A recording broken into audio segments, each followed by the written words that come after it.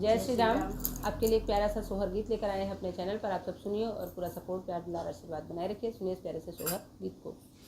देवकी ओ जसोमती दुई रे बहिनिया बहिनी मोरी, दोनों बहिनी कुआं का जाई बहिनी मोरी, दोनों बहिनी नी कुआं का जाई बहिनी मोरी। देवकी ओ जसोमती दुई रे बहिनिया बहिनी मोरी, दोनों बहिनी कुआं का जाई बहिनी मोरी।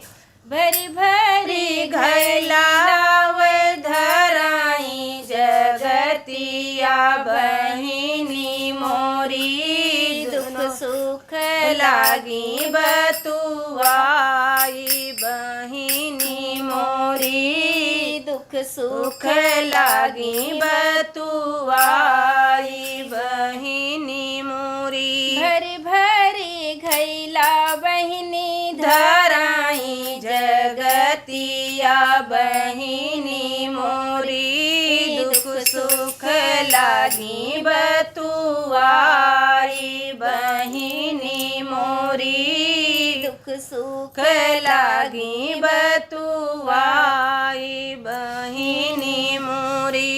तोहरे तो मोरी बहिनी आठ लड़ी कवै बहिनी मोरी, एक हम का दियति उधार बहिनी मोरी, एक हम का दियति उधार बहिनी मोरी। तोहरे तो मोरी बहिनी आठ लड़ी कवै बहिनी मोरी, एक हम का दियति उधार बहिनी मोरी, एक हम का दियति उधार बहिनी मोरी। सातों लड़ी कवन का कंस माडारिन बहिनी मोरी, कान्हा है प्राण आधार बहिनी मोरी, कान्हा है प्राण आधार बहिनी मोरी।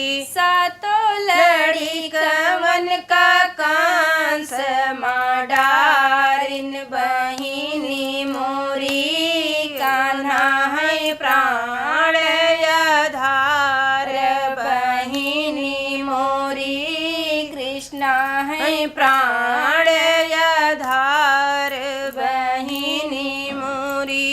नोनवा धारे मिलै तेल बेउहार बहिनी मोरी, कोकियन कमन उधार बहिनी मोरी, कोकियन कमन उधार बहिन मोरी। नोनवा उधारे मिलै तेल बेउहार बहिनी मोरी, कोकियन कमन उधार बहिनी मोरी। दोनों बहिनी कुआं का जाई बहिनी मोरी, दुख सुख लागी बतुआई बहिनी मोरी। जय श्री राम।